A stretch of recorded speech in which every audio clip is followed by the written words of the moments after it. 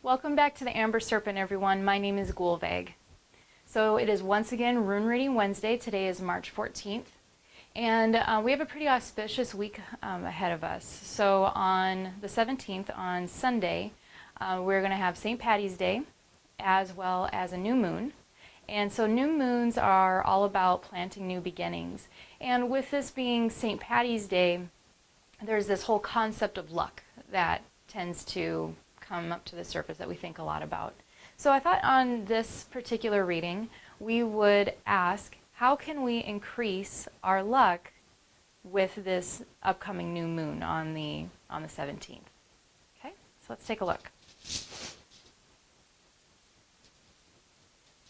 we're going to set the intention to ask, what is it that we need to know at this time to be able to increase our luck during this upcoming new moon that's coming up on the 17th.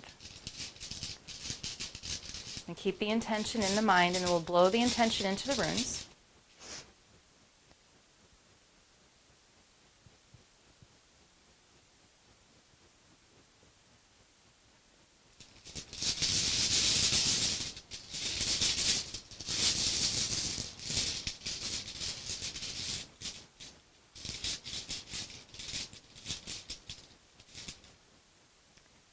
All right, we have rune number 1.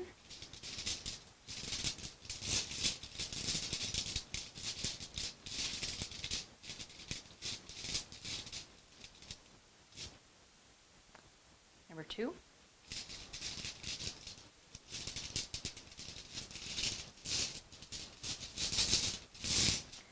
And we have rune number 3. So just take a moment to keep in your mind which runes, or if there is one or two of these that tend to draw your attention more.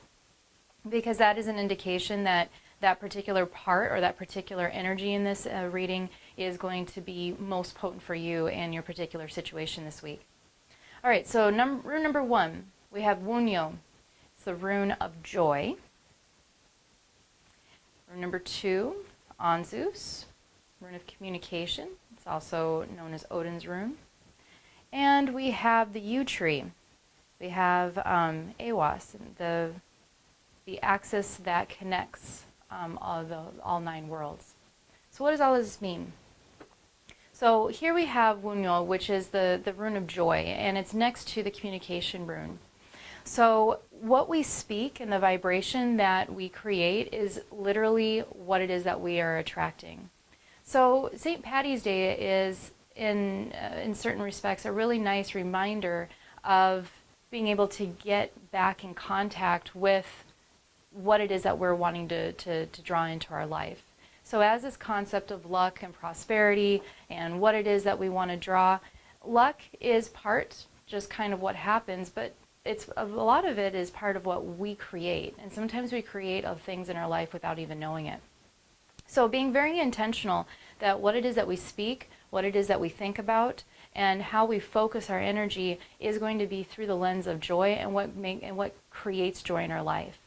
We tend to get really serious, at least here in the Western culture, and where it's all about pulling yourself up from your bootstraps. It's all about go, go, go, forcing things to happen. You know, the whole concept of the self-made person. But here we're seeing the opposite part of that, is that part, discipline, hard work, is important. But if we are so immersed in that nothing is any more fun, then it's not really prosperity. So making sure that we are making space in our life for what it is that brings us true joy, not just entertainment and distraction, but really feeds our soul and our heart. And that is what's going to help us evolve up to the yew tree. And this is also pertaining to the concept of asking for divine guidance. Sometimes if we are in a particular rut, it can be rather difficult to know what is it that even brings us joy, or what resources we have at this time that will help fulfill our heart's desire.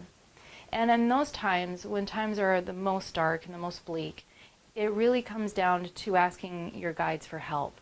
So whoever it is that you call upon, source, God, a particular deity, angels, whatever it is that you work with, make high time to have communication with them.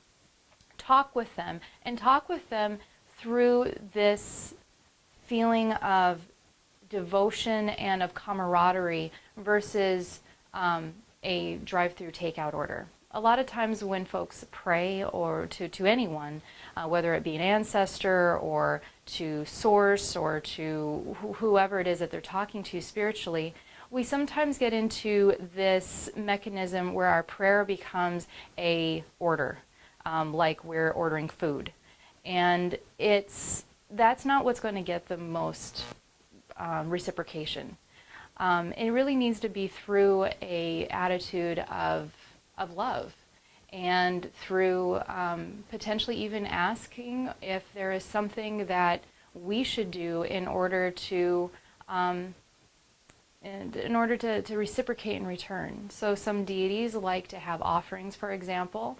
Even working with angels, sometimes they will ask for a person to do something that's selfless in return for the greater good. So there is this kind of reciprocation that really needs to be communicated through this loving heart versus the heart of need and lack and survival. So that is our rune reading today for the 14th. I wish you all a very safe and happy rest of your week, and I look forward to seeing you back here next Wednesday. Thanks. Bye-bye.